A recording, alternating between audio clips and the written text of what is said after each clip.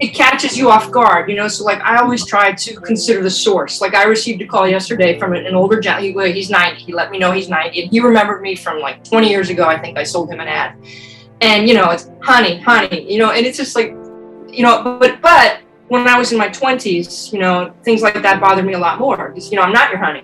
And now, you know, I consider who's saying it to me. I would still be upset about it, depending who says it, you know. And, you know, I remember in my previous employer, it was great because I was young when I started with this industry. Not, well, with the magazine, been bowling forever.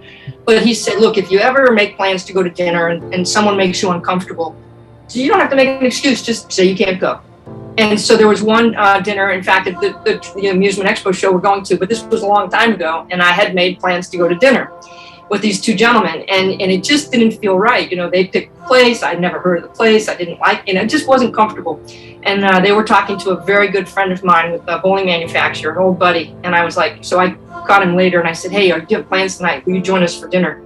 And he's like, sure. And I said, I don't really want to go if you don't go. And he's like, no, of course. He goes, but they're fine. So we all went to dinner and we had a great time and everybody was fine. But I just remember that my buddy was just so like big brother, you know, and brought me a Miami Dolphins knockoff jersey from China when he went over there.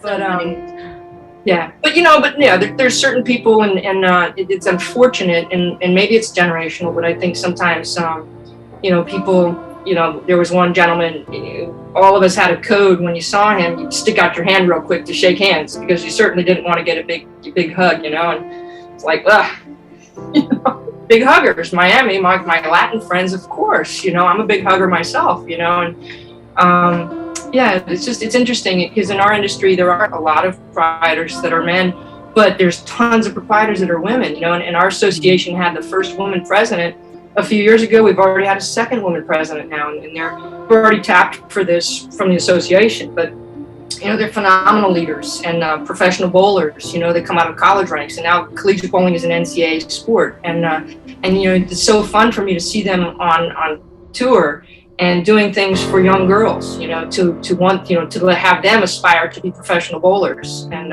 the professional bowlers tour for men and women is just phenomenal in that way. Really giving them great role models.